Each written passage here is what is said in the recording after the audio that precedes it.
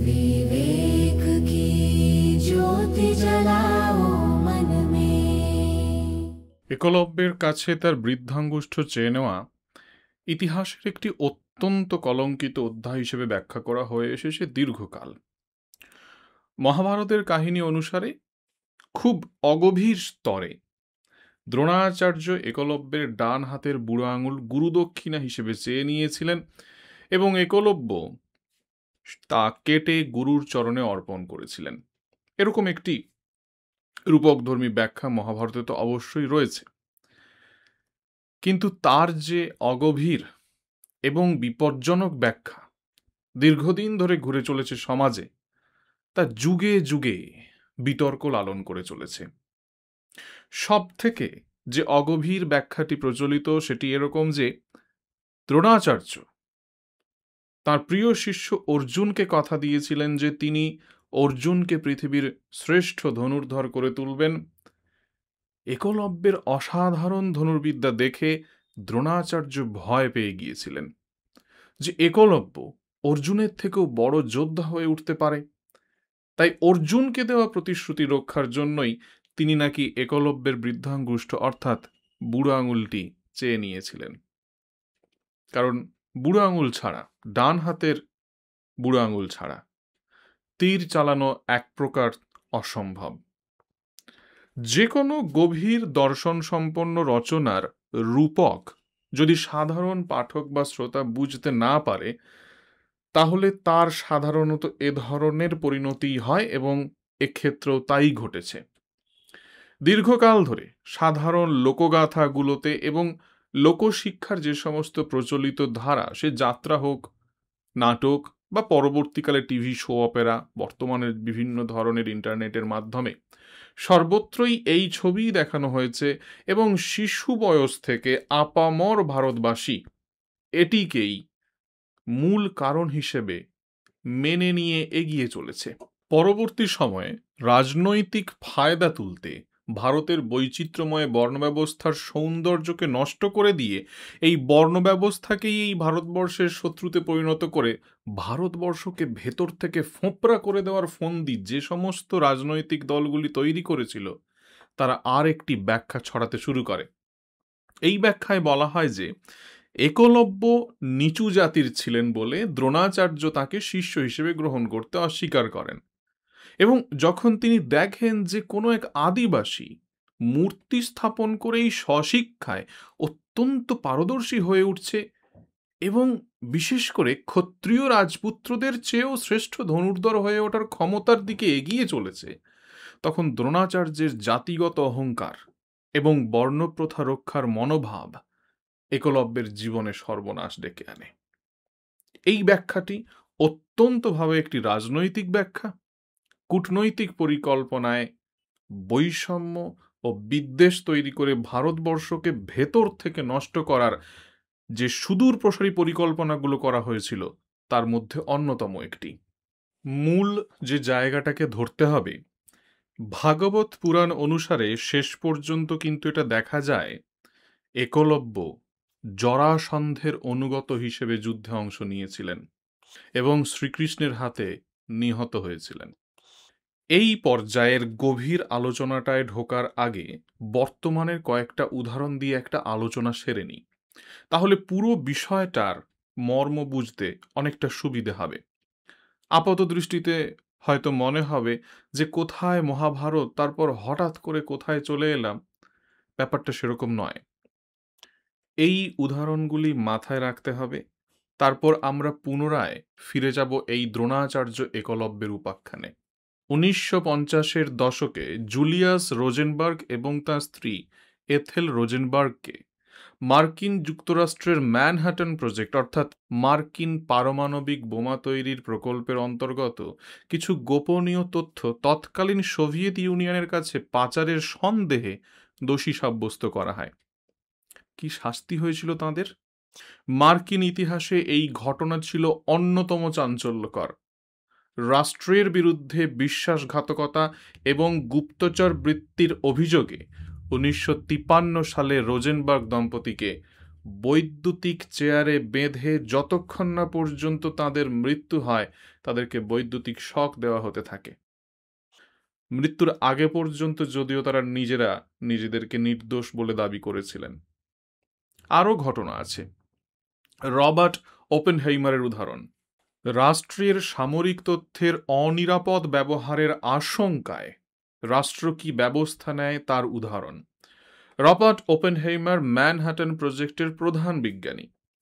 Soviet ইউনিয়নের সঙ্গে Robert ওপেনহেইমারের পুরনো কিছু সম্পর্কের কারণে তাকে সন্দেহের দৃষ্টিতে দেখা হয়। তার বিরুদ্ধে সরাসরি কোনো চুরির অভিযোগ প্রমাণিত না হলেও সামরিক সমস্ত গবেষণাগারে তার সিকিউরিটি ক্লিয়ারেন্স কেড়ে নেওয়া হয় এবং এর ফলে তিনি আর কোনো সামরিক বা গোপন বৈজ্ঞানিক প্রকল্পে অংশ নিতে পারেননি। এটি কার্যত তাঁর বৈজ্ঞানিক জীবনের সমাপ্তি ঘটায়। এবার আমরা আবার ফিরে যাই দ্রোণাচার্য এবং একলব্যের উপাখ্যানে। একলব্যের বুড়ো আঙুল গুরুদক্ষিণা হিসেবে চেয়ে নেওয়ার ঘটনাকে জাতিগত বৈষম্য বা অর্জুনকে দেওয়া ব্যক্তিগত প্রতিশ্রুতির যে সংকীর্ণ বৃত্ত তৈরি হয়েছে সেখান থেকে বের করে আনলে দেখা যাবে এই আঙুল কেটে নেওয়ার যে রূপক ব্যবহার করা হয়েছে তা রাষ্ট্রীয় সুরক্ষা এবং জ্ঞানের সত্ত্বাধিকার অর্থাৎ ইন্টেলেকচুয়াল প্রপার্টি রাইট বা কপিরাইট অফ নলেজের এক গভীর বিতর্কের জন্ম দেয়। একলব্য ছিল নিষাদরাজ হিরণ্যধনুর পুত্র, আর হিরণ্যধনু ছিলেন মগধরাজ জরাসন্ধের অত্যন্ত অনুগত।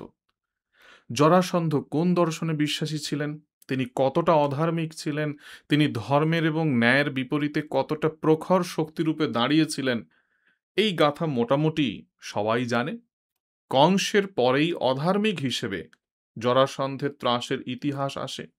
শেষে দ্বন্দ্বযুদ্ধে জরাসন্ধ ভূলুণ্ঠিত হয়। এই সমস্ত উপাখ্যান ইতিহাস মোটামুটি সবারই জানা। একলব্যের যে ছবি জনসাধারণের মনের মধ্যে আঁকা হলো তাতে দেখা যাচ্ছে একলব্য দ্রোণাচার্যের একটি মূর্তি তৈরি করেছে। সেই মূর্তি দেখে দেখে একলব্য তীর ছোঁড়া শিখছে। বিষয়টা অত সহজ না যে দ্রোণাচার্যের একটা শুধুমাত্র মূর্তি সে বানিয়েছে, একটা মূর্তি। রাস্তার পাশে মহাপুরুষদের মূর্তি বা ওই জামা কাপড় দোকানে যে সমস্ত মূর্তি দাঁড় করানো থাকে সেরকমই একটি মূর্তি দাঁড়িয়ে থাকছে, তাই দেখে দেখে আর একজন অস্ত্র চালনা শিখছে। যদি শুধুমাত্র তীর চালনা শিখতে হতো তাহলে সে নিষাদ পুত্র, আদিবাসী, জঙ্গলে সে থাকে, তীর চালনা সে এমনিতেই তার নিজের বাড়িতেই শিখে নিতে পারে। তার জন্যে এত কষ্ট করে দ্রোণাচার্যের মূর্তি তৈরি করে শেখার কোনো প্রয়োজন ছিল না।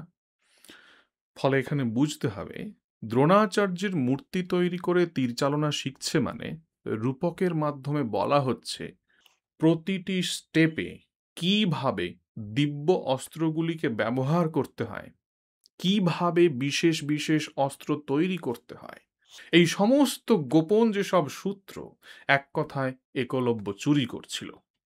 ঠিক যেমন উদাহরণ দিলাম একটু আগেই পারমাণবিক সূত্র সম্বন্ধে। বর্তমানে পারমাণবিক শক্তি বিশ্ব রাজনীতিতে ক্ষমতার মানদণ্ড। তদানীন্তন সময়ে যে অস্ত্রবিদ্যা এবং অস্ত্রশিক্ষা পরশুরাম, দ্রোণাচার্য, বলরাম, শুক্রাচার্য এবং অন্যান্য ঋষিদের কাছ থেকে বেরিয়ে আসছিল, তার মধ্যেও এই ধরনের বিশেষ বিশেষ শক্তি, বিশেষ বিশেষ কার্যকারিতার উল্লেখ পাওয়া যাচ্ছে। তদানীন্তন সময়ে আজকের পরমাণু যেমন শক্তির মানদণ্ডের মতো দাঁড়িয়ে রয়েছে, তদানীন্তন সময়ে কোনো বিশেষ অস্ত্র, বিশেষ বিশেষ অস্ত্রকে বিশেষভাবে ব্যবহার করার প্রক্রিয়া, সেই বিষয়গুলি একলব্য চুরি করছিল। একটি সূত্র বা একটি মানচিত্র যদি কপি করা হয় তখন তার ছবি আঁকা হয়। কোনো প্রক্রিয়া কপি করতে এখন 3D প্রিন্টিং করা হয়। দ্রোণাচার্যের মূর্তি তৈরি করা হচ্ছিল মানে দ্রোণাচার্যের প্রতিটি কাজের প্রতিটি ইনস্ট্রাকশনের কপি করছিল একলব্য। একলব্য যখন ধরা পড়ল তখন দ্রোণাচার্য এটা বুঝলেন এই বিশেষ মারাত্মক ক্ষমতাশালী অস্ত্রগুলির ব্যবহার একলব্যের মাধ্যমে গিয়ে পৌঁছাবে জরাসন্ধের কাছে। কল্পনা করুন আজকের ভারতের ব্রহ্মোস সুপারসনিক ক্রুজ মিসাইল, অথবা ভাবুন অগ্নি সিরিজের ব্যালিস্টিক ক্ষেপণাস্ত্রগুলোর ফর্মুলা এবং সমস্ত কারিগরি খুঁটিনাটি। অগ্নি 5, অগ্নি প্রাইম, যা সম্পূর্ণভাবে ভারতের প্রতিরক্ষা গবেষণা সংস্থা ডিআরডিওর নিজস্ব প্রকল্পে তৈরি হচ্ছে। পাকিস্তানের বা আফগানিস্তানের বা যে কোনো অন্য দেশের কোনো স্পাই এসে চুরি করছে, ধরা পড়লে কি করতাম আমরা? জরাসন্ধ অধর্মের এক বিশাল বড় প্রতিমূর্তি, যার দর্শন মানব কল্যাণের জন্য নয়। তার কাছে যখন এরকম শক্তি গিয়ে পৌঁছাবে, তা সমগ্র মানবতার জন্য, সমাজের জন্য, ধর্মের জন্য অত্যন্ত বড় একটি আশঙ্কা বয়ে আনবে। কাজেই যে কোনো মাধ্যমে যখন এই ধরনের কোনো জ্ঞান বাইরে বেরোচ্ছে, তখন তাকে আটকানো রাষ্ট্রের স্বার্থে, ন্যায়ের স্বার্থে অত্যন্ত প্রয়োজনীয়। যারা এই অগভীর প্রশ্নটি তোলেন যে জ্ঞান তা কারো ব্যক্তিগত সম্পত্তি নয়, দ্রোণাচার্য কোন অধিকারে একলব্যকে জ্ঞান আহরণ থেকে বঞ্চিত করেছিলেন? তাদের দূরদর্শিতা বলে কিছু নেই। রাষ্ট্রবোধ এবং দৃষ্টিভঙ্গি অত্যন্ত সংকীর্ণ। নিজের গৃহের চতুষ্কোণ ছাড়া তিনি আর কোনো কিছুই দেখতে পান না। সেই জন্য তাঁদের মাথায় এই ধরনের অদ্ভুত অগভীর ব্যাখ্যাগুলি আসে।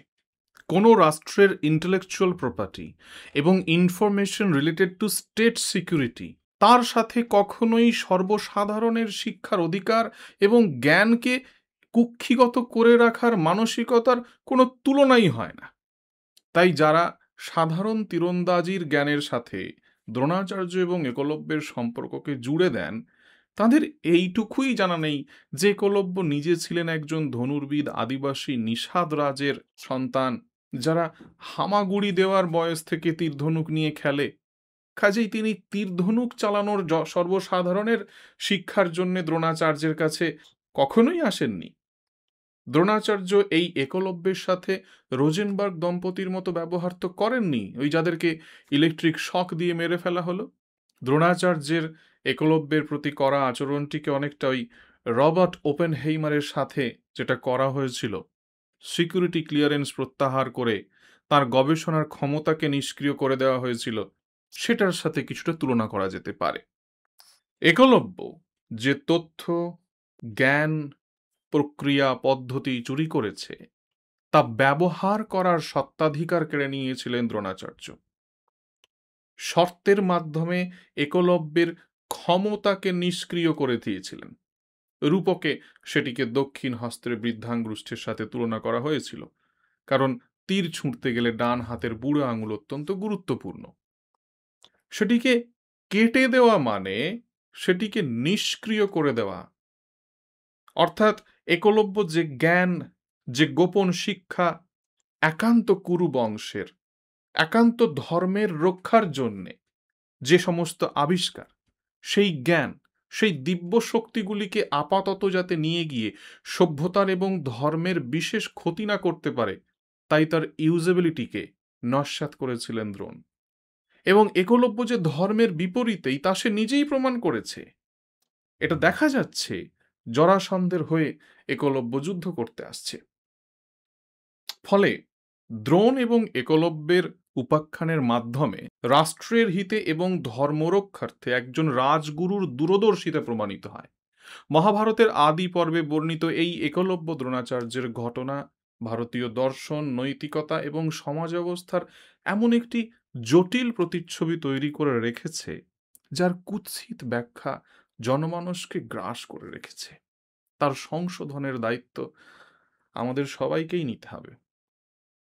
কাহিনীর ওপরের স্তরের রূপকে হস্তিনাপুরের রাজগুরু দ্রোণাচার্য একলব্যের কাছে নিষ্ঠুরভাবে হাত পেতে গুরুদক্ষিণা হিসেবে তার ডান হাতের বুড়ো আঙুল দাবি করছেন, আর সরল আদিবাসী যুবক একলব্য গুরুর প্রতি শ্রদ্ধা ও আনুগত্য দেখাতে গিয়ে ধনুর্বিদ্যায় অক্ষম হয়ে পড়ছে। এই অগভীর এবং তিক্ত ধারণা থেকে সবাইকে বের করতে হবে।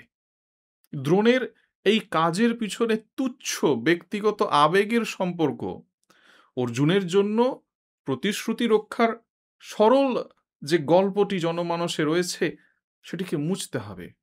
আর জাতি বৈষম্যের যে ছবি ভারত ভাঙার কারিগররা তৈরি করেছে সেটা মোছা তো আরও আবশ্যিক। রূপকের আড়ালে সত্য সামনে আনার চেষ্টা বিবেক তীর্থে সর্বদাই করে চলা হচ্ছে। আপনারাও সহযোগিতা করুন। ভারতবর্ষকে আবার ভারতবর্ষে ফিরিয়ে আনতে হলে আগে সনাতনকে সত্য সনাতনে ফিরিয়ে আনতে হবে। যতটা বেশি পারবেন মানুষের কাছে সনাতনের এই গূঢ় ব্যাখ্যাগুলিকে পৌঁছে দিন।